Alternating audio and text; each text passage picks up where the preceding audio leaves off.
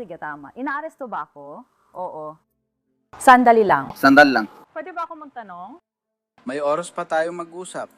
Lahat naman nagsisisi, alam mo yun, na hindi nila nagawa, na hindi nila naasikaso ng maayos ang bawat detalye. Iyan si Otom Bardisa, nahuli sa akto. At ang ginawa niya ay talagang hindi ka panipaniwala. Nagtrabaho siya bilang nurse para sa libu-libong pasyente ng walang lisensya. Pineke ang mga credentials at niloko ang ospital niya ng ilang buwan. Paano walang nakahuli sa kanya agad? Ano ang nangyari nang sa wakas ay nahuli siya at napilitang humarap sa hukom? Hulaan mo? Pag-uusapan natin yan ngayon. May bagong kaganapan sa kasong ito. Welcome sa sidebar ng Law and Crime. Ako si Jesse Weber. Isipin mong nasa ospital ka at nagtitiwala ka sa nag-aalaga sa'yo. Pero paano kung isa sa kanila hindi pala totoo ang pagkakakilanlan? Iyan mismo ang nangyari sa Palm Coast, Florida, kung saan nagtrabaho si Otom Bardesa bilang nurse. Hindi lang siya basta lumalabag sa mga patakaran. Nagpapanggap siyang iba at nag-aalaga ng libu-libong pasyente kahit walang lisensya. Paano niya naloko ang lahat? Ikukuwento ko sa iyo. Nahuli siya at humarap sa hukom ngayong linggo para pagbayaran ng ginawa niya. Sasabihin ko sa iyo mga parusa sa kanya. Makikinig tayo sa legal na eksperto na magpapaliwanag ng ibig sabihin nito at kung ano ang dapat pag-isipan. Pero ikukwento ko muna kung paano ito nangyari. Ayos ba? Nagsalilita si Bardesa matapos ang hatol. At nasasabi nating kakaiba ang kanyang mga sinabi. Ayon sa Flagler County Sheriff, si Otom Bardesa, 29 na taong gulang ay tinanggap ng Advent Health Palm Coast Parkway noong Hulyo 2023 bilang isang advanced nurse tech. Sinabi niya na natapos na ang nursing at pumasa sa pambansang pagsusulit. Pero sa totoo lang, hindi pa siya nakakakuha ng lisensya bilang rehistradong nurse. At tila ginamit niya ang numero ng lisensya ng ibang nurse na nakarehistro sa pangalang Autumn Hood para magmukhang meron na siya. Ngayon, ang kwento niya sa bagong apelido matapos ikasal ay naloko ang employer niya hanggang isaalang-alang siya sa promosyon. At pag-uusapan natin yan mamaya. Pero sa loob ng susunod na 7 buwan, natuklasan sa investigasyon na si Bardesa ay nakapag-alaga ng 4,486 na pasyente habang nagtatrabaho sa Advent Health. Lahat ito ay ginawa niya ng walang tamang lisensya bilang nurse. Uy, ikaw ba si Autumn? Oo. Pwede bang bumaba ka muna ng kotse para sa akin pakiusap? Humarap ka at ilagay mo ang kamay mo sa iyong baywang. Sandali, anong nangyari? Lagay mo ang mga kamay mo sa likod mo. Sige, nasa kabila ng kali ang mga magulang ko. Sige, ayos lang, ayos lang. Arestuhin ba ako? Sandali lang. Sandali lang. Pwede ba akong magtanong? May oras pa tayo mag-usap. Bigyan lang kami ng 1 minuto. Oo, sikasuhin namin ang lahat. Oh, Jessica, mag-enjoy ka ngayong summer at ipagpatuloy mo ang mabuting trabaho. may iba ka pa bang sandata para kay Julia? 345.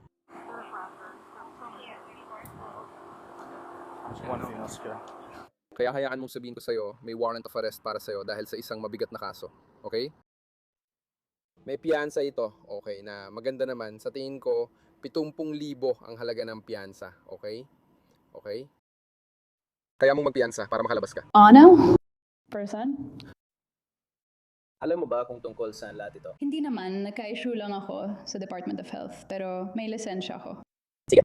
Akala ko okay na dahil walang problema at aktibo ang lisensya ko. Kaya pala dito nagsimula. May tumawag sa amin, hindi direkta sa akin, pero may lalaking mula Health and Human Services na nakausap ka ilang buwan nang nakalipas. Oo, may abogado ako at mula noon wala na akong balita. Kaya abogado ang kumausap sa kanya at ipinaalam na may abogado ka ng kumakatawan sa iyo at iba pang detalye. Gusto ko makausap ka, pero kung may abogado kang gustong sumama at gusto niyang nandoon siya sa pagtatanong na yan, limitado lang talaga ang mapag-uusapan natin. Pwede ko bang malaman kung ano ang kinalaman nito sa medical fraud? Makukuha ko ang eksaktong detalye. Hindi ko agad maalala, pero tukol ito sa medical at mga ganon. See? Merong pang 7 kaso ng pagnanakaw ng pagkakakilanlan at 7 kaso ng pag-practice ng walang lisensya. At ito ay nagsimula sa lahat ng may kaugnayan sa Department of Health at Advent Health. Ibig ko sabihin, alam mo na ito, nagbibigay ka na ng mga pahayag sa kanila sa iba pang mga investigador noon pa. na yan mo lang ako unang nakilala. Sige, tungkol naman sa pagkakakilala mo. Kaya hindi kasama ko lang sila sa investigasyon pero hindi pa tayo nakita ng personal. Sige, ang sinasabi ko, Kumbaga, sinasabi ko lang na pwede ko ba siyang tawagan sa cellphone ko kahit paano? Oo, kasi hindi, wala problema. Hahayaan ka namin gawin lahat yan. Ngayon, hindi namin agad matatanggal ang poses mo kasi kahit sinasabi mong hindi ka lalaban, alam mo na nanonood ka ng TV at pelikula, nakikita mo. wala akong rehab record, wala rin akong ginawang anuman. Hindi ko sinasabi na meron ka, okay? Pero ayaw lang namin mangyari na lumala pang sitwasyon dahil lang tinanggal namin ang poses mo. Pero ang pwede namin gawin ay tawagin yung taong nagbabantay sa anak mo at kung gusto mong sabihin sa kanila kung anong nangyayari, pwede mo naman gawin yun. Ibig kong sabihin o kung gusto mong kami na lang ang magsabi sa kanila. Pwede ko ba silang tanggalin? Pwede mo bang tanggalin ang mga ito para matawagan ko siya sa telepono kahit paano? Oo. Oo, ayos lang yan, sige. Hindi ako sigurado kung papayagan ka. Kukuhain namin ang telepono mo at ilalagay sa speaker. Oo, kukunin namin ang telepono mo at ilalagay sa speaker. Hindi ko sinabing may gagawin ka. Tatanggalin namin ang poses mo para mailagay mo doon, okay? Okay, hindi naman. 0411 ba ito? At pwede ka bang pumunta sa mga kamakailang tawag? At pagkatapos si Gabby, oo. Team! Sige, oh. Dalakasan ko para sa'yo.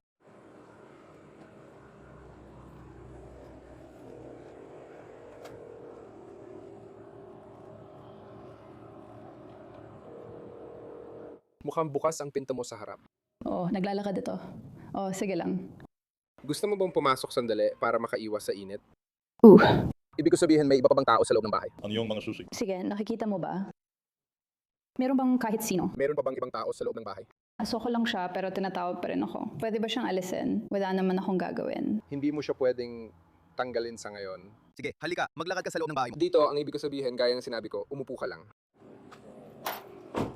Oo, ilalagay ko lang ang kotse ko sa driveway.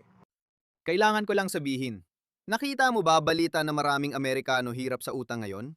Seryoso, pero bigla lang lumabas ito. Kita mo sa sarili mong mga numero, tumataas ang balanse, fees, at minimum payments na tumatagal ng taon. Hindi kailangan manatili sa ganyang kalagayan. Bakit ko nasabi yan? Ang sponsor natin, PDS Debt, nakatulong na sa daan-daang libo na makaalis at mabawasan ng utang at mabawi ang kontrol. May iba't ibang opsyon ng PDS Debt para sa credit card, personal loan o medical bills para mabilis mong mabayaran ang utang mo. Hindi rin kailangan ng minimum credit score. Hindi lang sila nakabase sa numero, gumagawa rin sila ng personalisadong plano para matulungan kang makabawi ng pera. May A+ rating din sila mula sa Better Business Bureau. Bawat buwang naghihintay ka, mas lumalaki ang gastos. Simulan mo agad ang solusyon. Kapag malinaw na ang numero, kumilos at bawiin ang kontrol sa 30 segundo. Kunin mo ang iyong libreng personalisadong assessment at ang pinakamagandang opsyon para sa'yo sa pdsdebt.com/sidebar. Iyan ay pdsdebt.com/sidebar. pdsdebt.com/sidebar. Inaresto ng fugitive unit ng Flagler County Sheriff's Office si Bardisa sa kanyang bahay sa Palm Coast noong Agosto 5, 2025. Tinawag ni Sheriff Rick Staley itong isa sa pinaka-nakakabahalang medical fraud na naimbestigahan niya. At sinabi niyang maaring nalagay sa panganib ang libu-libong buhay. Naniniwala kami na may higit sa 4,000 at 400 na mga pasyente na siya ay sa isang paraan o iba pa ay may kinalaman sa pangangalaga sa Advent Health Palm Coast na siyang pinakabagong ospital namin sa Flagler County. Tama, bahagi yan. Hindi ito krimeng walang napipinsala. Kaya paano ito nakalusot ng ganun katagal? Sabi raw ni Bardesa sa HR na pumasa siya sa licensing exam. At nang lumitaw ang promosyon na ito noong Enero ng 2025, isang kasamahan ang nagsagawa ng license check. At doon natuklasan ng paso ng CNA license. Mukhang hindi rin siya nagpakita ng MERE certificate na tugma sa mga kredensyal na inaangkin. Ayon sa sinumpaang reklamo ni Bardesa noong Enero 2025. Pero mas kakaiba pa, ang nurse na ang mga kredensyal ang ginamit niya, si Autumn Ruba, ay nag-aral kasama si Bardesa. Pero hindi niya ito personal na kilala. Dalawang Oton parehong nagtatrabaho sa Advent Health, pero magkaibang ospital, ayon sa Flagler County Sheriff's Office. Hindi ka panipaniwala. Nayon, nalaman din ng mga autoridad na si Bardesa ay nagbigay sa mga katrabaho ng mga dirisetang gamot, kabilang ang Ozempic at birth control injections. Lilinawin ko, walang kasong droga na isinampa basa reklamo. Nahuli siya sa bahay ng mga pulis na naka-bodycam, kaya iisipin mong tapos na ang kaso, di ba? Nagiging seryoso na ito. Hindi ito palalampasin ng Estado. Si Bardesa ay kinasuhan ng maraming felony dahil sa pagpractice ng walang lisensya at pagpapanggap bilang iba ayon sa record ng korte ng Flagler County. At sa mga sumunod na buwan, hinarap niya ang mga pagdinig, mga pre-trial at dumaraming ebidensya laban sa kanya.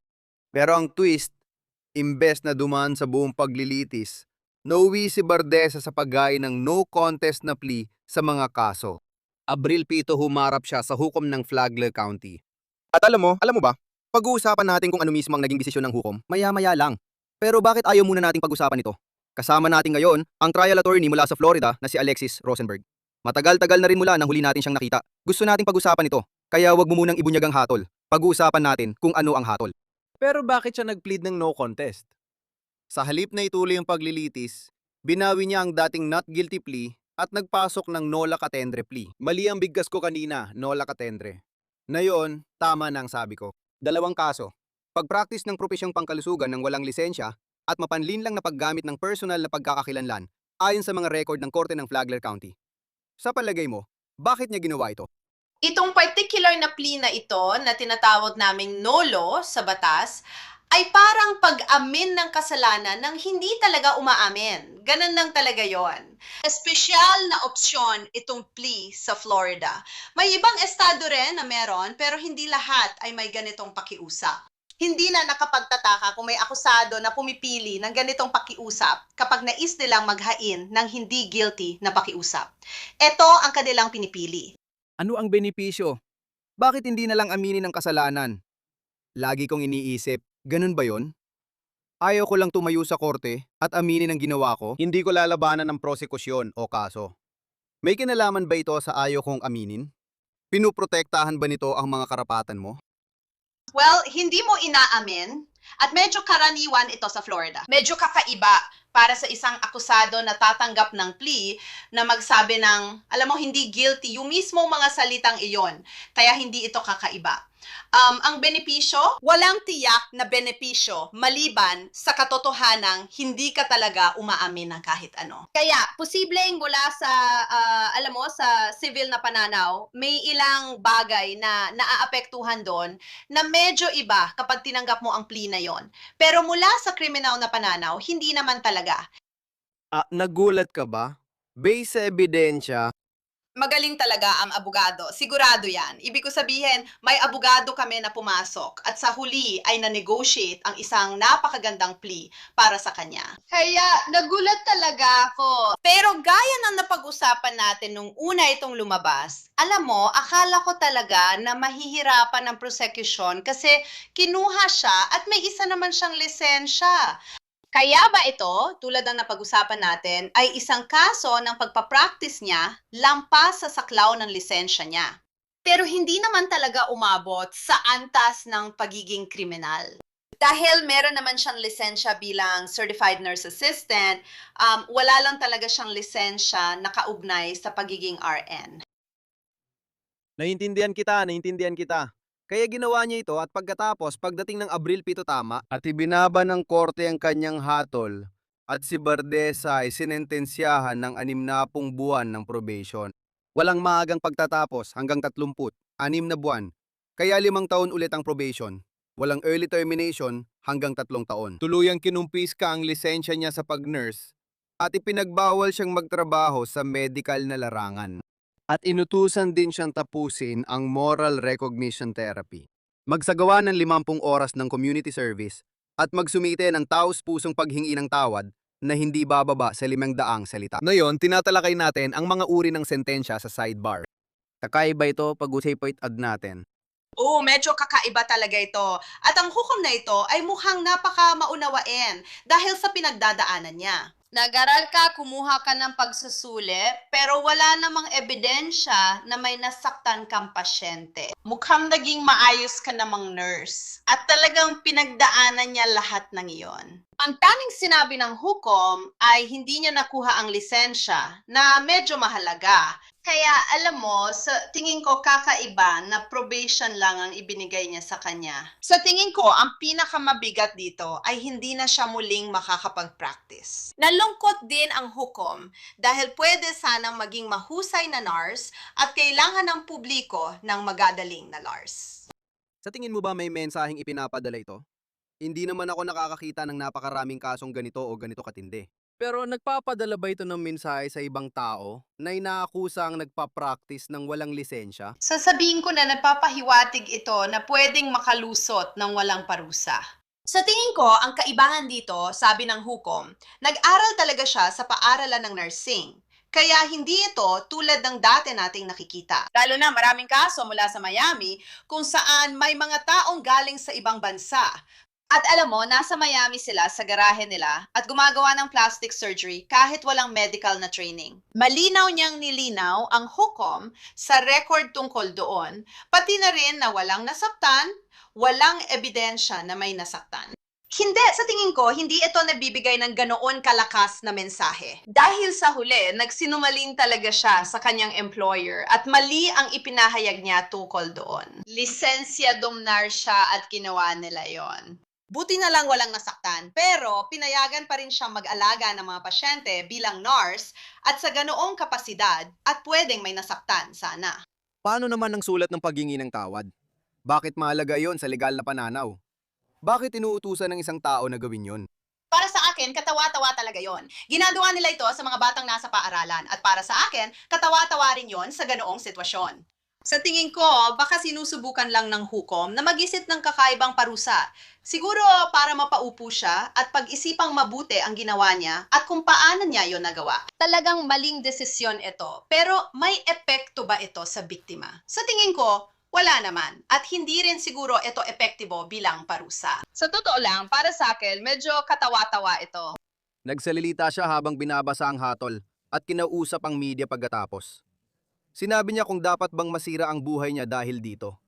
Ito ang sinabi niya. Lahat naman tayo nagsisisi, alam mo yun, kapag may hindi nagawa, hindi na-check ang lahat, hindi natapos ang mga kailangan. Pero para sa akin, hindi dapat sirain ng isang pagkakamali ang buhay ng isang tao. Kaya Alexis, tinawag niya itong isang pagkakamali.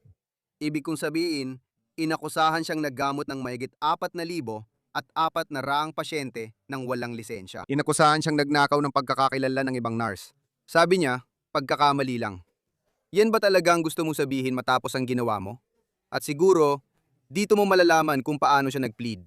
Pero kahit nagbigay na ang hukom ng kaunting kaluwagan, Para sa akin, pagkakamali ito. Alam ko maling desisyon yon sa kanya, pero naniniwala akong sinadya niya ito. Ibinigay niya ang numero ng isa pang nurse. Alam mo na, wala nang ibang paliwanag doon. Kaya talagang may intensyon siya sa ginagawa niya.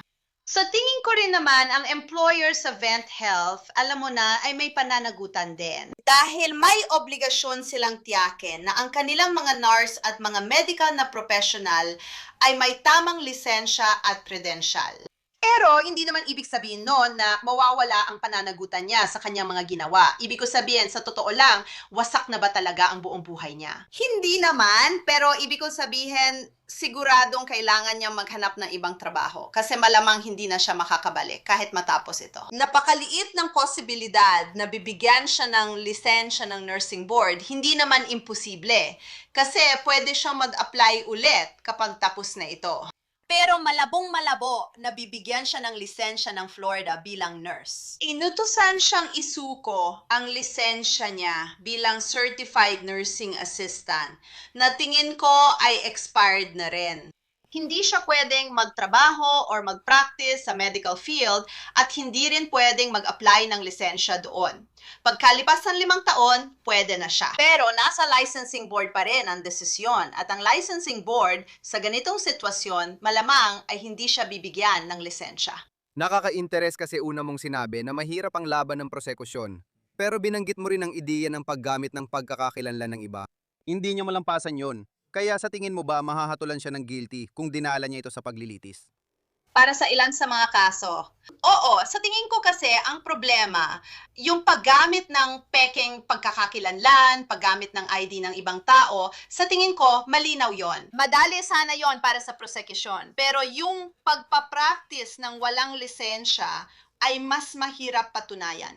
Kasi kinuha siya para sa isang medical na posisyon. Meron naman siyang mas mababang lisensya. At ang tanong talaga ay, ano ba talaga ang ginagawa niya? Kasi bago pa niya ibinigay ang numero ngayon, nagtatrabaho pa rin siya sa medical na kapasidad, kahit papaano. Kailangan pa nilang dumaan sa proseso ng pagsingil at ipakita ang mga medical na record. Ano ba talaga ang ginagawa niya? At lumagpas ba siya sa pagiging certified nursing assistant? At sa mga tungkuling una niyang inatasan. Lumagpas ba talaga ang mga tungkulin niya sa saklaw na yon? At napasok na sa saklaw ng RN? Magandang punto. Ito ang konklusyon. Maliban na lang kung may bagong balita tungkol sa kanya. Sa ngayon, wala tayong rason maniwala na mangyayari yon. Isang nakakaintrigang konklusyon sa interesanting kaso. Salamat sa oras mo, Alexis Rosenberg. Salamat din sa pag-imbita sa akin gaya ng dati. At yan lang muna ang meron kami para sa inyo dito sa Sidebar. Maraming salamat sa inyong lahat sa pagsama sa amin. At gaya ng dati, mangyaring mag-subscribe sa YouTube, Apple Podcast, Spotify o saan man kayo nakikinig ng inyong podcast. Mapapanood niyo rin kami sa Peacock ng NBC. Sundan ako sa X at Instagram. News Nation show ko na Jesse Weber Live, Lunes-Biyernes 11 PM Eastern hanggang sa susunod mga kaibigan.